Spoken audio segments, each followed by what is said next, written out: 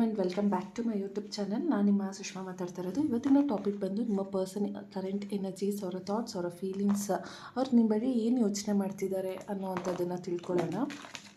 So ನಾನಿಲ್ಲಿ ಕಾರ್ಡ್ನ shuffle ಮಾಡಬೇಕಾದ್ರೆ ನೀವು ನಿಮ್ಮ ಪರ್ಸನ್ನ ನೆನಪಿಸ್ಕೊಳ್ತಾ ಇರಿ, ಸೊ ದಟ್ ಅವರ ಎನರ್ಜಿನ ಕ್ಲೇಮ್ ಮಾಡೋದು ಈಸಿ ಆಗುತ್ತೆ. ಆ್ಯಂಡ್ ನಿಮ್ಗೆ ಏನಾದರೂ ಈ ಒಂದು ರೀಡಿಂಗಲ್ಲಿ ಯಾವುದಾದ್ರೂ ಒಂದು ಮೆಸೇಜ್ನ ಕ್ಲೇಮ್ ಮಾಡ್ಕೋಬೇಕು ಅಂದರೆ ನನ್ನ ಒಂದು ಕಮೆಂಟ್ ಸೆಕ್ಷನಲ್ಲಿ ನೀವು 111 ಅಂತ ಅಂದ್ಬಿಟ್ಟು ಟೈಪ್ ಮಾಡ್ಬೋದು. ಆ್ಯಂಡ್ ನಿಮ್ಗೆ ಏನಾದರೂ ಪರ್ಸ್ನಲ್ ಟ್ಯಾರೋ ರೀಡಿಂಗ್ ಬೇಕಿದ್ದರೆ ನನ್ನ ಒಂದು ವಾಟ್ಸಪ್ ನಂಬರ್ಗೆ ಕಾಲ್ ಅಥವಾ ಮೆಸೇಜ್ ಮಾಡಿ ಪರ್ಸ್ನಲ್ ಟ್ಯಾರೋ ರೀಡಿಂಗ್ನ ಪಡಿಬೋದು.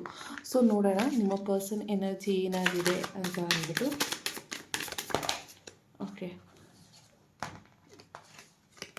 ಓಕೆ, 7 ಆಫ್ ಸ್ವಾರ್ಡ್ ಬರ್ತಾ ಇದೆ. 7 ಆಫ್ ಸ್ವಾರ್ಡ್ ಅಂತ ಅಂದರೆ ಈ ಪರ್ಸನ್ ನಿಮ್ಮನ್ನ ಬ್ಯಾಕ್ ಸ್ಟ್ಯಾಬಿಂಗ್ ಮಾಡಿ ಹೋದರು ಅಥವಾ ನಿಮ್ಮನ್ನ ಚೀಟ್ ಮಾಡಿದ್ರು, ಇಲ್ಲ ಅಂತ ಅಂದರೆ ನಿಮ್ಮಿಬ್ಬರು ಮಧ್ಯ ಒಂದು ಥರ್ಡ್ ಪಾರ್ಟಿ ಎಂಟ್ರಿ ಆಯಿತು.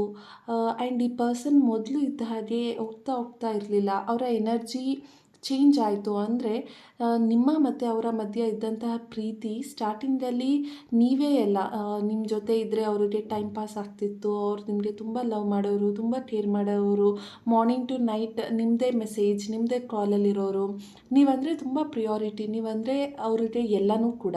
ಬಟ್ ಹೋಗ್ತಾ ಆ ಪರ್ಸನ್ ಏನು ಟೈಮ್ ನಿಮಗೆ ಕೊಡ್ತಿದ್ರು ಆ ಟೈಮ್ ಹೋಗ್ತಾ ಕೊಡ್ತಿಲ್ಲ ಅನ್ನೋವಂಥದ್ದು ಕಾಣಿಸ್ತಾ ಇದೆ. ಅಂತ ಅಂದರೆ ಮೇ ಬಿ ನಿಮ್ಮಿಬ್ಬರ ಮಧ್ಯ ನಿಮಗೇ ಮದುವೆ ಆಗಿತ್ತು ಅಂತ ಅಂದ್ಕೊಳ್ತೀನಿ. ಅಂದರೆ ಸೊಸೈಟಿಗೆ ಗೊತ್ತಿಲ್ಲದೇ ನೀವಿಬ್ಬರೇ ತಾಳಿ ಕಟ್ಕೊಂಡಿರೋದು, ಅಥವಾ ರಿಂಗ್ ಎಕ್ಸ್ಚೇಂಜ್ ಮಾಡಿರ್ಬೋದು, ಅಥವಾ ಥ್ರೆಡ್ ಕಟ್ಟಿರ್ಬೋದು ತಾಳಿ ಅಂತ. ಈ ಥರ ನಿಮ್ಮಿಬ್ಬರ ಮಧ್ಯೆ ಒಂದು ಫೀಲಿಂಗ್ಸ್ನ ನೀವು ಎಕ್ಸ್ಚೇಂಜ್ ಮಾಡ್ಕೊಂಡಿದ್ದೀರಾ. ನಿಮ್ಮಿಬ್ಬರ ಮಧ್ಯೆ ಆಲ್ರೆಡಿ ಒಂದು ಮೆಂಟಲಿ ಎಮೋಷ್ನಲಿ ಮ್ಯಾರೇಜ್ ಅನ್ನೋವಂಥದ್ದು ಆಗಿತ್ತು. ಬಟ್ ಆ ಪರ್ಸನ್ ಮಾತ್ರ ಅದನ್ನು ಯಾವುದನ್ನು ಲೆಕ್ಕಿಸ್ದೇನೆ, ಅದು ಯಾವುದನ್ನು ಅವರು ರೆಸ್ಪೆಕ್ಟ್ ಮಾಡ್ದೇನೆ ಅವರು ನಿಮ್ಮಿಂದ ದೂರ ಹೋಗಿದ್ದಾರೆ ಅನ್ನೋವಂಥದ್ದು ಕಾಣಿಸ್ತಾ ಇದೆ. 7 ಆಫ್ ಸ್ವಾರ್ಡ್ ಅಂತ ಬಂದಾಗ ಇಟ್ಸ್ ಅ ಚೀಟಿಂಗ್ ಕಾರ್ಡ್. ಅವರು ನಿಮ್ಮನ್ನು ಮೋಸ ಮಾಡಿದ್ರು, ಚೀಟ್ ಮಾಡಿದ್ರು, ಅವರಿಗೆ ನಿಮ್ಮ ಜೊತೆ ಕಳೆದಂಥ ಟೈಮ್ ಯಾವುದು ಅವರು ಈಗ ನೆನಪಿಸ್ಕೊಳ್ತಾ ಇಲ್ಲ ಅನ್ನೋವಂಥದ್ದು ಕಾಣಿಸ್ತಾ ಇದೆ. ಅಂದರೆ ಆ ಪರ್ಸನ್ ರಿಲೇಷನ್ಶಿಪ್ಪಿಂದ ಹೊರಗಡೆ ಹೋಗಬೇಕಾದ್ರೆ ಒಂದು ಪ್ಲ್ಯಾನಿಂಗ್ ಆಗಿ ಹೋದರು ಅಂತ ಅಂದ್ಬಿಟ್ಟು. 7 of sword is usually a cheating card. ಅದರಲ್ಲೂ ಫಸ್ಟ್ ಕಾರ್ಡೇ 7 ಆಫ್ ಸ್ವಾರ್ಡ್ ಅಂತ ಬಂತು ಅಂದಾಗ ಈ ಪರ್ಸನ್ ನೋಡಿ ಅವರ ಫೇಸ್ ಈ ಕಡೆ ಕಾಣಿಸ್ತಾ ಇಲ್ಲ, ಫ್ರಂಟಿಗೆ ಕಾಣಿಸ್ತಿಲ್ಲ, ಈ ಮುಂದೆ ಕಾಣಿಸ್ತಾ ಇದೆ. ಅಂದರೆ ಈ ಪರ್ಸನ್ನು ನಿಮ್ಮದ ಹತ್ರ ಟ್ರಾನ್ಸ್ಪರೆಂಟಾಗಿ ಏನೂ ಹೇಳ್ಕೊಳ್ತಿಲ್ಲ, ನಿಮ್ಮ ಹತ್ರ ಅವ್ರು ಯಾವುದನ್ನು ತೋರಿಸ್ಕೊಳ್ತಿಲ್ಲ, ಎಲ್ಲನೂ ನಿಮ್ಮಿಂದ ಮರೆಮಾಚ್ತಿದ್ದಾರೆ, ನಿಮ್ಮಿಂದ ಓಡೋಗೋದಕ್ಕೆ ಟ್ರೈ ಮಾಡ್ತಿದ್ದಾರೆ ಅನ್ನೋವಂಥದ್ದು ಕಾಣಿಸ್ತಾ ಇದೆ. ಸೊ ನಿಮ್ಮಿಬ್ಬರ ಮಧ್ಯೆ ಏನೋ ಒಂದು ನೋ ಕಾಂಟ್ಯಾಕ್ಟ್ ಸಿಚುವೇಶನ್ ಇದೆಯಲ್ಲ ಈಗ ಪ್ರೆಸೆಂಟು, ಈ ಒಂದು ಪ್ರೆಸೆಂಟಲ್ಲಿ ಈ ಪರ್ಸನ್ ಇನ್ನೂ ನಿಮ್ಮ ಹತ್ರ ಟ್ರಾನ್ಸ್ಪರೆಂಟಾಗಿ ಏನೂ ಹೇಳ್ಕೊಳ್ತಿಲ್ಲ, ನಿಮ್ಮಿಂದ ಅವರು ದೂರ ಹೋಗ್ತಾ ಇದ್ದಾರೆ ಅನ್ನುವಂಥದ್ದು ಅರ್ಥ ಆಗ್ತಾ ಇದೆ. ಸೊ ಈ ಎನರ್ಜಿ ಒಂಥರ ಕುಂಭ ರಾಶಿ, ಮಿಥುನ ರಾಶಿ ಮತ್ತು ತುಲಾ ರಾಶಿದು ಜಾಸ್ತಿ ಎನರ್ಜಿ ಕಾಣಿಸ್ತಾ ಇದೆ ಇಲ್ಲಿ. ಸೊ ದಟ್ ಆ ಪರ್ಸನ್ ಮೈಂಡ್ ಒಂಥರ ಡಿಫ್ರೆಂಟಾಗಿದೆ ಅಂತ ಅಂದ್ಬಿಟ್ಟು. ಓಕೆ, 4 ಆಫ್ ಸ್ವಾರ್ಡ್ ಇದು ನಿಮ್ಮ ಎನರ್ಜಿ ಆಗಿದೆ ಅಂತ ಅನ್ನಿಸ್ತಾ ಇದೆ. ಯಾಕೆ ಅಂತ ಅಂದರೆ ನೀವು ಆ ಪರ್ಸನ್ ನಿಮಗೆ ಕೊಡ್ತಿರೋ ಅಂತಹ ಆ ಪ್ರೀತಿ ಏನಿತ್ತು ಅದನ್ನು ನೀವಿನ್ನೂ ಓವರ್ಕಮ್ ಮಾಡೋದಕ್ಕಾಗಿಲ್ಲ. ನೀವು ತುಂಬ ಸ್ಟ್ರೆಸ್ಸಲ್ಲಿದ್ದೀರಾ, ಡಿಪ್ರೆಷನಲ್ಲಿದ್ದೀರಾ, ಆ್ಯಂಗ್ಸೈಟಿಯಲ್ಲಿದ್ದೀರಾ, ನಿದ್ದೆ ಬರ್ತಿಲ್ಲ, ಊಟ ಸೇರ್ತಿಲ್ಲ, ಮಲ್ಗೋದಕ್ಕಾಗ್ತಿಲ್ಲ, ಯಾರ ಜೊತೆನೂ ಮಾತಾಡೋದಕ್ಕೂ ಆಗ್ತಾ ಇಲ್ಲ. ಯಾವಾಗ ನೋಡಿದ್ರು ಇವ್ರ ಬಗ್ಗೆನೇ ಯೋಚನೆ ಮಾಡ್ತಿರ್ತೀರ. ಇವ್ರು ಹೇಗಿದ್ದಾರೆ, ಇವ್ರ ಪ್ರೀತಿ ನಿಜಾನ, ಇವ್ರಿಗೆ ಯಾರಾದರೂ ಥರ್ಡ್ ಪಾರ್ಟಿ ಇದ್ದಾರಾ, ಇವ್ರು ನನ್ನನ್ನು ಮೋಸ ಮಾಡಿದ್ರಾ, ಈ ಥರ ತುಂಬ ಯೋಚನೆ ಮಾಡ್ತಿದ್ದೀರಾ ಅನ್ನೋವಂಥದ್ದು ಕಾಣಿಸ್ತಾ ಇದೆ. ಈ ಪರ್ಸನ್ ಕೊಟ್ಟಂತಹ ಪ್ರೀತಿಗಿಂತ ಈಗ ಅವ್ರು ಕೊಡ್ತಾ ಇರೋ ಪೇಯ್ನೇ ನಿಮಗೆ ಜಾಸ್ತಿ ಒಂಥರ ಹರ್ಟ್ ಆಗ್ತಾ ಇದೆ. ಅಂದರೆ ಆ ಪರ್ಸನ್ನ ನೀವು ಎಷ್ಟು ಇಷ್ಟಪಡ್ತಿದ್ರಿ, ಆ ಪರ್ಸನ್ ಈಗ ನಿಮ್ಮಿಂದ ದೂರ ಹೋಗಿರೋದ್ರಿಂದ ನಿಮಗೆ ಏನೋ ಲೈಫಲ್ಲಿ ಏನೋ ಕಳ್ಕೊಂಬಿಟ್ಟಂಗೆ ಆಗೋಗಿದೆ. ನೀವು ಯಾರ ಜೊತೆನೂ ಮಾತಾಡ್ತಿಲ್ಲ, ಫುಲ್ ಐಸೋಲೇಟ್. ನೀವಿಲ್ಲಿ ನೋಡ್ಬೋದು, ನೀವು ಇದರಿಂದ ಓವರ್ಕಮ್ ಮಾಡೋದಕ್ಕಾಗ್ತಾ ಇಲ್ಲ, ನೀವೊಂದು ರಿಲ್ಯಾಕ್ಸೇಷನ್ ಮೈಂಡಿಗೆ ಬರ್ತಾ ಇಲ್ಲ. ಎಷ್ಟೇ ರಿಯಾಲಿಟಿ ಟ್ರೂತ್ ನಿಮಗೆ ಅರ್ಥ ಆಗ್ತಾ ಇದ್ರೂ ಕೂಡ ನೀವಿದ್ರಿಂದ ರೆಸ್ಟ್ ಮಾಡಿ ಅದರಿಂದ ಓವರ್ಕಮ್ ಮಾಡೋ ಅಂಥ ಒಂದು ಪರಿಸ್ಥಿತಿಯಲ್ಲೇ ನೀವಿಲ್ಲ. ಸೊ ನಿಮಗೆ ಆ ಪರ್ಸನ್ನು ಹರ್ಟ್ ಮಾಡಿದ್ದಾರೆ, ಡಿಸಪಾಯಿಂಟ್ಮೆಂಟ್ ಮಾಡಿದ್ದಾರೆ, ಬೇಜಾರು ಮಾಡಿಸಿದ್ದಾರೆ, ಚೀಟ್ ಮಾಡಿದ್ದಾರೆ, ಮೋಸ ಮಾಡಿದ್ದಾರೆ. ಇದೆಲ್ಲದ್ರಿಂದ ನೀವು ಓವರ್ಕಮ್ ಆಗದೇನೆ ನೀವಿನ್ನೂ ಒಂದು ಡಿಪ್ರೆಷನಲ್ಲಿದ್ದೀರಾ. ನೀವು ಯಾರ ಜೊತೆ ಮಾತಾಡಿದ್ರೂ ನಿಮ್ಮ ಒಂದು ಕ್ವಶನ್ಗೆ ಆನ್ಸರ್ ಅನ್ನೋವಂಥದ್ದು ಸಿಗ್ತಿಲ್ಲ. ನೀವು ಎಷ್ಟು ಟ್ಯಾರೋ ರೀಡರ್ಸ್ ಹತ್ರನೋ ಅಥವಾ ಎಷ್ಟು ಆಸ್ಟ್ರಾಲಜರ್ ಅಥವಾ ಎಷ್ಟು ಗುರುಗಳ ಹತ್ರ ಹೋಗಿದ್ರೋ ಅದು ನಿಮಗೆ ಗೊತ್ತು. ಇಷ್ಟೆಲ್ಲ ಮಾಡಿದ್ರೂ ಕೂಡ ನಿಮ್ಮದೇ ಒಂದು ರಿಯಾಲಿಟಿ ಅನ್ನೋವಂಥದ್ದು ಅರ್ಥ ಆಗ್ತಿಲ್ಲ. ಅಂದರೆ ನಿಮ್ಮ ಮನಸ್ಸು ಅದನ್ನು ತೊಗೊಳೋದಕ್ಕೆ ರೆಡಿ ಇಲ್ಲ. ನೀವೇನೇ ಮಾಡ್ತಿದ್ರು ಕೂಡ ನಿಮ್ಮ ಮನಸ್ಸು ಮಾತ್ರ ಆ ಪರ್ಸನ್ನ ಬಿಟ್ಕೊಡ್ತಿಲ್ಲ. ಆ ಮನಸ್ಸು ಆ ವ್ಯಕ್ತಿ ಬೇಕು ಅನ್ನೋವಂಥದ್ದನ್ನು ಅಪೇಕ್ಷೆ ಪಡ್ತಾ ಇದೆ. ಮೇ ಬಿ ನೀವು ಹೀಲಿಂಗ್ ಕ್ಲಾಸಸ್ಗೆ ಜಾಯ್ನ್ ಆಗ್ತಿರ್ಬೋದು, ಅಥವಾ ನೀವು ಚಕ್ರ ಹೀಲಿಂಗ್ ಅಥವಾ ರೇಖಿ ಹೀಲಿಂಗ್ ಅಥವಾ ಮ್ಯಾನಿಫೆಸ್ಟೇಷನ್ ಇದೆಲ್ಲ ನೀವು ಟ್ರೈ ಮಾಡ್ತಿರ್ಬೋದು. ಬಟ್ ಏನೇ ಮಾಡ್ತಿದ್ರು ಕೂಡ ನಿಮಗೆ ಆ ಪರ್ಸನ್ ಸಿಗ್ತಾ ಇರೋದು ನಿಮಗೆ ಹರ್ಟ್ ಆಗ್ತಾ ಇದೆ ಅಂತ ಅಂದ್ಬಿಟ್ಟು ಹೇಳ್ತೀನಿ. ಓಕೆ, 9 ಆಫ್ ಕಪ್ಸ್ ಅಂತ ಬರ್ತಿದೆ. ಸೊ 9 ಆಫ್ ಕಪ್ಸ್ ಅಂತ ಅಂದರೆ ನಿಮಗೆ ಈ ಪರ್ಸನ್ ಪ್ರೆಸೆಂಟಲ್ಲಿ ಮೆಂಟಲಿ, ಫಿಸಿಕಲಿ, ಎಮೋಷನಲಿ ನಿಮಗೆ ಇವರು ಬೇಕಾಗಿದೆ. ಈ ವ್ಯಕ್ತಿ ಇಲ್ಲದೇ ನೀವು ಇರೋದಕ್ಕಾಗ್ತಾ ಇಲ್ಲ. ಈ ಪರ್ಸನ್ನೇ ನಿಮಗೆಲ್ಲನೂ ಆಗಿದ್ದಾರೆ.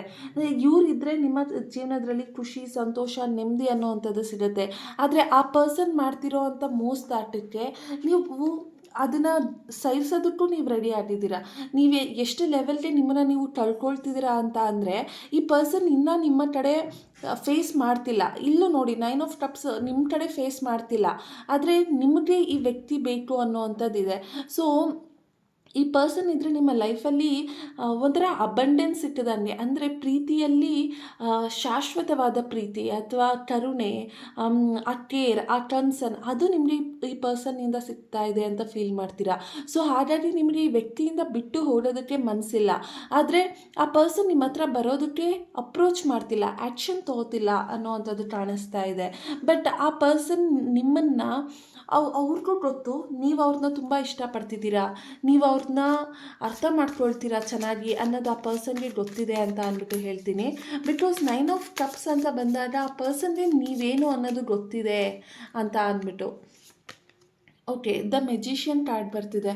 ಓಕೆ, ಏನು ಹೇಳ್ತಿದ್ದೀನಿ ಅಂದರೆ ಈ ಪರ್ಸನ್ಗೋಸ್ಕರ ನೀವು ಕೆಲವೊಬ್ಬರು ಈ ದೇವರು ದಿಂಡ್ರು ಅಂತ ಅಂದ್ಬಿಟ್ಟು ಪೂಜೆ ಮಾಡ್ತಾರೆ ಗೊತ್ತಾ. ಅಂದರೆ ವಶೀಕರಣ ಮಾಡೋದಾಗಿರ್ಬೋದು, ಮಾಟ ಮಂತ್ರ ಮಾಡಿಸೋದಾಗಿರ್ಬೋದು, ಅಥವಾ ನಿಮ್ಮ ವ್ಯಕ್ತಿನ ನಿಮ್ಮ ಕಡೆ ಕರ್ಕೊಳ್ಳೋದಕ್ಕೆ ಸ್ಪೆಲ್ಸ್ ಆಗಿರ್ಬೋದು. ಈ ಥರ ಏನೇನೆಲ್ಲ ಟ್ರೈ ಮಾಡ್ತಿದ್ದೀರಾ ಅದೆಲ್ಲನೂ ಇಲ್ಲಿ ಅರ್ಥ ಆಗ್ತಾ ಇದೆ.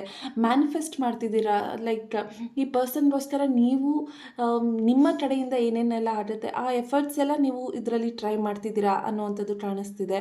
ಆ್ಯಂಡ್ ಈ ಪರ್ಸನ್ ನಿಮಗೋಸ್ಕರ ಅವ್ರು ಇದ್ದಾರೋ ಇಲ್ವೋ, ಆದರೆ ನೀವು ಮಾತ್ರ 24/7 ಆ ಪರ್ಸನ್ ಒಳ್ಳೇದಕ್ಕೋಸ್ಕರ ವೆಯ್ಟ್ ಮಾಡ್ತಿದ್ದೀರಾ. ಅವ್ರ ಜೀವನದಲ್ಲೆಲ್ಲ ಒಳ್ಳೆಯದೇ ಆಗಲಿ, ಆ ಪರ್ಸನ್ ನಿಮ್ಮ ಒಂದು ಲೈಫಲ್ಲಿ ಆ ಪರ್ಸನ್ ಯಾವಾಗಲೂ ಬೆಸ್ಟಾಗೇ ಇರಲಿ ಅನ್ನೋವಂಥ ಒಂದು ಮನಸ್ಥಿತಿಯಲ್ಲಿದ್ದೀರಾ.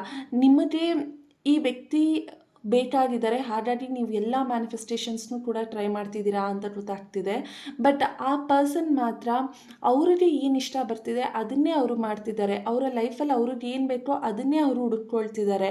ಆದರೆ ಆ ಪರ್ಸನ್ ಕರೆಂಟ್ ಎನರ್ಜಿ ನೋಡ್ತಾ ಇದ್ದರೆ ಈ ಪರ್ಸನ್ ಬಂದು ಅವ್ರಿಗೆ ಅವರ ಲೈಫಲ್ಲಿ ಏನು ಬೇಕೋ ಅದನ್ನು ಅವ್ರು ಹುಡುಕ್ಕೊಳ್ತಿದ್ದಾರೆ. ನಿಮ್ಮಿಂದ ಅವರು ತುಂಬ ವಿಚಾರಗಳನ್ನ ಮರೆಮಾಚ್ತಿದ್ದಾರೆ. ನಿಮ್ಮ ಹತ್ರ ಏನೂ ಹೇಳ್ಕೊಳ್ಳೋದಕ್ಕೆ ಆ ಪರ್ಸನ್ ರೆಡಿ ಆಗಿಲ್ಲ ಅನ್ನೋವಂಥದ್ದು ಕಾಣಿಸ್ತಾ ಇದೆ. ಸೊ ಈ ಪರ್ಸನ್ ಬಂದು ನಿಮ್ಮ ಹತ್ರ ಯಾವುದೇ ಒಂದು ವಿಚಾರನೂ ಕೂಡ ಮನಸಾರೆ ಮನಸ್ಸು ಬಿಚ್ಚಿ ಹೇಳ್ಕೊಳ್ಳೋದಕ್ಕೆ ರೆಡಿಯಾಗಿಲ್ಲ ಅನ್ನೋವಂಥದ್ದು ಕಾಣಿಸ್ತಾ ಇದೆ. ಆ್ಯಂಡ್ 2 ಆಫ್ ವಾಂಡ್ಸ್ ಬರ್ತಿದೆ. 2 ಆಫ್ ವಾಂಡ್ಸ್ ಅಂತ ಅಂದರೆ ಇಟ್ಸ್ ಅ ಕಾರ್ಡ್ ಆಫ್ ಒಂದು ಡಿಸಿಷನ್ ಮೇಕಿಂಗ್ ಕೆಪಾಸಿಟಿ ಇಲ್ಲ, ಒಂದು ಪ್ಲ್ಯಾನಿಂಗ್ ಇಲ್ಲ, ಒಂದು ರಿಲೇಷನ್ಶಿಪ್ನ ಬ್ಯಾಲೆನ್ಸ್ ಮಾಡಬೇಕು ಅಂತ ಇಲ್ಲ. ಎರಡರ ಮಧ್ಯ ಈಗ 2 ಪರ್ಸನ್ ಇದ್ದರೆ 2 ಪರ್ಸನ್ನ ಹೇಗೆ ಹ್ಯಾಂಡಲ್ ಮಾಡಬೇಕು ಅಂತ ಗೊತ್ತಿಲ್ಲ. ಫಸ್ಟ್ ಆಫ್ ಆಲ್ ನೀವಿದ್ದಾಗ ಇನ್ನೊಬ್ಬ ವ್ಯಕ್ತಿ ಯಾಕೆ ಬೇಕಿತ್ತು ಅನ್ನೋ ಒಂದು ಕಾಮನ್ ಸೆನ್ಸ್ ಕೂಡ ಅವ್ರಿಗೆ ಈಗ ಕಳ್ಕೊಂಬಿಟ್ಟಿದ್ದಾರೆ, ಒಂದು ಕ್ಲಾರಿಟಿ ಕೂಡ ಅವರು ಕಳ್ಕೊಂಬಿಟ್ಟಿದ್ದಾರೆ. ಸೊ ಹಾಗಾಗಿ ನಾನೇನು ಹೇಳ್ತೀನಿ ಅಂದರೆ ಈ ಪರ್ಸನ್ ಅವ್ರದ್ದೇ ಆದಂಥ ಒಂದು ಕಂಫರ್ಟ್ ಝೋನಿಂದ ಅವರು ಹೊರಗಡೆ ಬರಬೇಕು, ಅವ್ರಿಗೆ ಸತ್ಯ ಅರ್ಥ ಆಗಬೇಕು. ಬಟ್ ಆ ಪರ್ಸನ್ ಸತ್ಯನ ಅರ್ಥ ಮಾಡ್ಕೊಳ್ತಿಲ್ಲ ಅಂತ ಅಂದ್ಬಿಟ್ಟು ಹೇಳ್ತೀನಿ. ಈ ಒಂದು ರಾಶಿ ಬಂದು ಸಿಂಹ ರಾಶಿ, ಮೇಷ ರಾಶಿ ಮತ್ತು ಧನು ರಾಶಿ ಆಗಿರುತ್ತೆ. ಅವರ ಒಂದು ಡೇಟ್ ಆಫ್ ಬರ್ತ್ ಬಂದು 2/11/12, 17, 4, 7, 8, 1, 10, 19, 28, 9, 18, 16, 25 ಇಷ್ಟು ಆಗಿರುತ್ತೆ ಅವರ ಒಂದು ಆ್ಯಂಡ್ ಆಲ್ಸೋ 26 ಇಷ್ಟು ಆಗಿರುತ್ತೆ ಅವರ ಒಂದು ಡೇಟ್ ಆಫ್ ಬರ್ತ್ ಪ್ರಕಾರ. ಆ್ಯಂಡ್ ಅವರ ಇನ್ಷಿಯಲ್ ಬಂದು ASWR FHVNIPKMOS